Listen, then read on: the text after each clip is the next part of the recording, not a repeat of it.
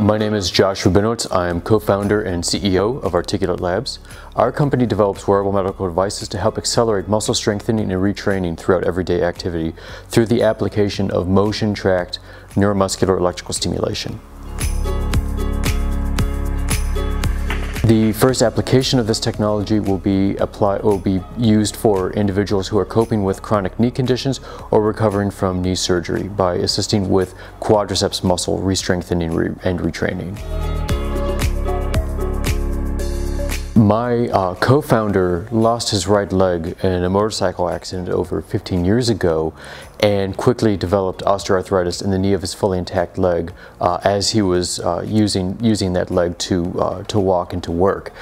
He was told he was too young for knee replacement and that he should exhaust all conservative options available to him.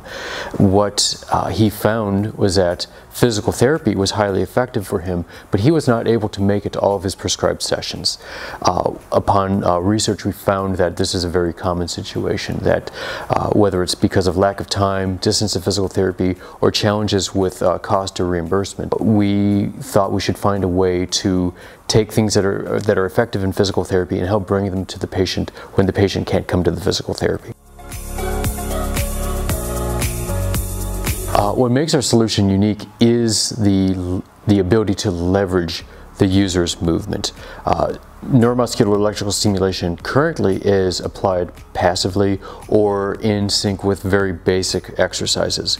We're able to adapt and learn from and adapt to complex movements that a patient would go through on an everyday basis, walking up and down stairs, getting in and out of their car, shopping for groceries, walking their dog. All of those movements become opportunities for muscle retraining and re-strengthening when we're able to synchronize the electrical stimulation pulses with when that musculature is being used during that activity. The net effect is that we take this therapy and make it mobile and adaptive in order to improve user compliance, to improve the efficacy of the technology, and ultimately to improve rehabilitation outcomes for the patient.